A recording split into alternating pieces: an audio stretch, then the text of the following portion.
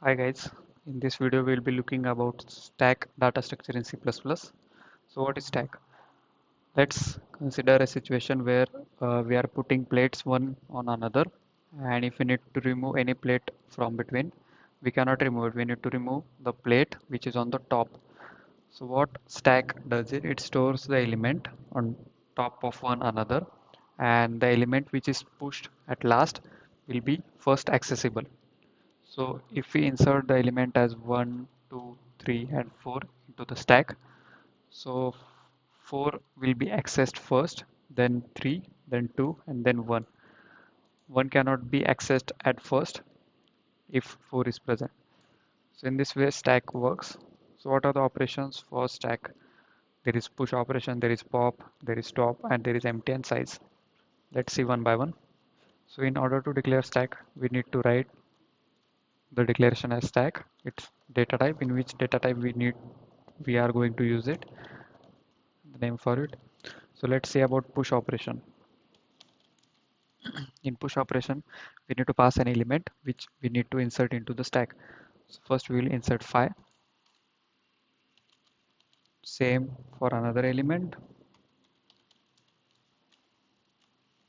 we inserted 10.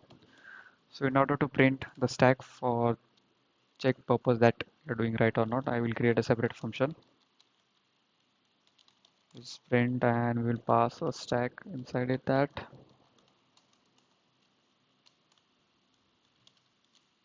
Okay.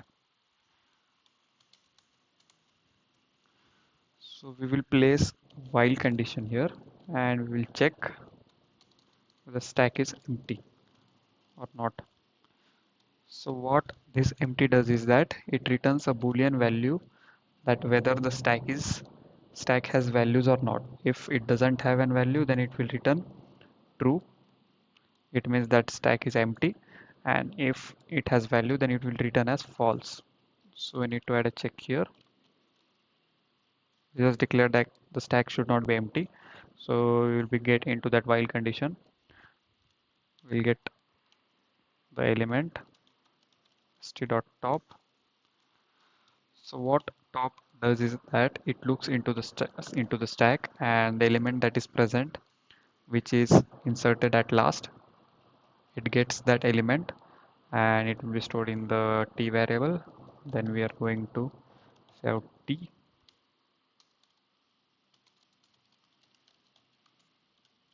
and we will pop that element.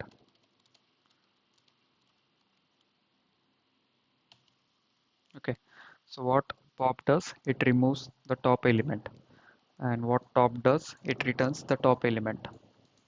Okay, now what we'll do, we will print the stack. Let's see what it does. Okay, at first we had inserted 5 and then we had inserted 10, but while printing it first print 10 and then 5 because we are inserting 10 over 5, so 10 will be accessed first rather than 5. Got it? So in this way stack works, and there is another method which is stack.size, which prints the elements that are present into our stack.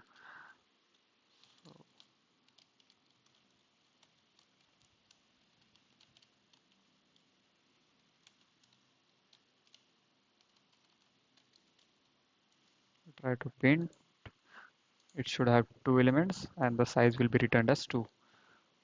So same, if we try to pop the element and again print stack, then the top element which is 10 will be popped out and 5 will remain there, and stack will be printed as 5 only. The size will be 1.